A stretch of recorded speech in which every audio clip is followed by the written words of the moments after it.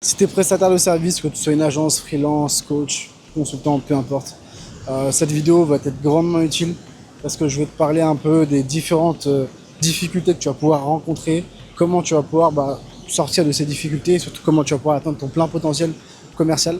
Donc déjà dans un premier temps, pour aller chercher du nouveau deal, pour aller chercher tes objectifs commerciaux, ça va passer par plusieurs piliers. Dans un premier temps, effectivement, il faut que tu aies une offre qui est super intéressante, super pertinente et on va y revenir juste après. Ensuite, tu vas voir la partie lead flow. Donc, c'est peut-être un des piliers les plus importants, mais c'est pas le plus important. Le lead flow, c'est ce qui permet d'avoir beaucoup plus de leads, beaucoup plus de rendez-vous directement dans ton agenda. Tu vas avoir la partie process d'éducation, parce que bien évidemment, il faut que tu éduques un maximum tes différents prospects pour qu'ils soient aptes à acheter chez toi. Ensuite, tu vas avoir la partie closing. Donc, la partie closing, c'est le process sales, le process de vente. Comment tu vas réussir à convaincre une personne, un inconnu, à te donner de l'argent pour une presta, pour un service. Et derrière, il y a la partie delivery, donc comment tu vas délivrer de la valeur avec ton produit ou ton service. En gros, on va partir sur la première partie, dans un premier temps, la partie offre. Donc, qu'est-ce que je veux dire par avoir une offre qui est ultra intéressante, ultra impactante et ultra pertinente, et surtout ultra rentable pour toi? Il faut que tu puisses avoir une offre, comme tu peux l'entendre sur le marché, une offre hybride, donc une offre en done for you et en done with you. Donc en done for you, c'est ce que tu vas faire pour le client. Généralement, c'est les choses les plus compliquées et c'est les actions qui nécessitent le plus d'expertise pour atteindre les résultats escomptés pour le client, tu vois. Donc ça, ce sont des choses que tu vas devoir faire par toi-même. Et ensuite, tu vas avoir du done with you. Donc, le done with you, c'est tu le fais avec le client, grosso modo. Et comment ça s'articule? Ça va être avec des ressources, avec du consulting, avec surtout des templates aussi. L'objectif aussi, c'est qu'il puisse être autonome à chaque fois, donc qu'il puisse monter en compétences. Et c'est avec cette offre done for you et done with you que tu vas pouvoir avoir du gros cash collecté. Après, bien évidemment, tu vas avoir des offres sur du back-end. Donc, une fois que tu as fait ton offre, j'ai une bêtise, à 5, entre 5 et 15K, derrière, il faut que tu augmentes la lifetime value client. Et ce que tu peux proposer derrière, ça va être soit un abonnement mensuel pour X Presta en done for you, ou même encore, principalement que du consulting sur une période donnée, ou tout simplement re-upsell sur un nouvel accompagnement parce que le mec a passé certains paliers, et derrière, il faut qu'il aille chercher d'autres paliers. Donc ça, c'est la première partie. Donc je peux te donner un exemple. Typiquement pour une agence de media buying, donc une agence d'ads, pour moi, frais de setup sur un sprint de 90 jours, je dirais frais de setup entre 6 et 10K en fonction du budget mensuel en publicité du client. Et derrière, on fera un abonnement mensuel ou un pourcentage sur les ventes générées pour gérer le compte publicitaire. Donc ça, c'est la première partie. Donc une fois qu'on a cette partie-là, nickel, on a notre offre, on a notre ICP et on sait à qui on veut vendre. On va aller chercher la partie lead flow. Donc sur la partie lead flow, c'est vraiment très important que tu puisses avoir plusieurs sources de leads et plusieurs canaux d'acquisition. Moi, mon canal d'acquisition préféré, c'est la partie outbound, donc cold email, parce que ça te permet d'aller chercher beaucoup plus de volume et surtout parler uniquement à des personnes qui sont potentiellement qualifiées. Mais en fait, il faut que tu coupes le cold email avec du coup de l'ADS.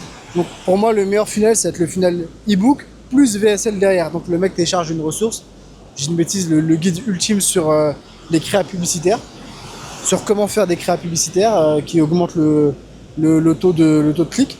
Et derrière, une fois qu'il a téléchargé cette ressource, bien évidemment, il y a un maximum d'automatisation. Il y a un setter qui prend son téléphone et qui call.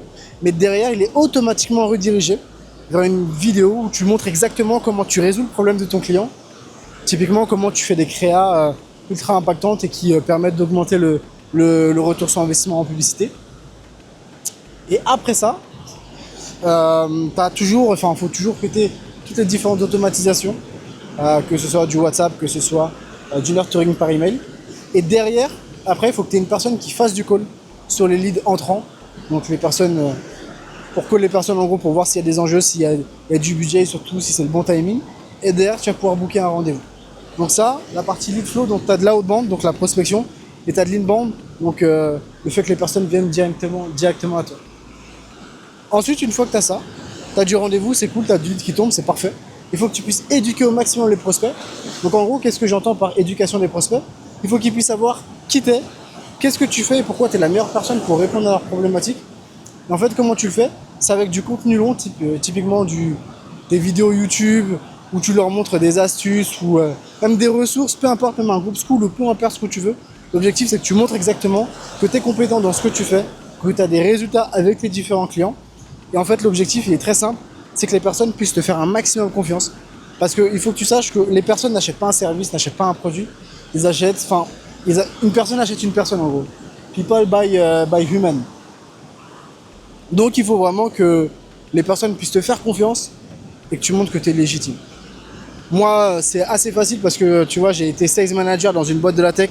Ça veut dire que j'ai structuré pas mal de process commerciaux pour atteindre les différents objectifs et augmenter la rentabilité de chaque commercial. Donc ça, de mon côté, c'était assez facile, tu vois.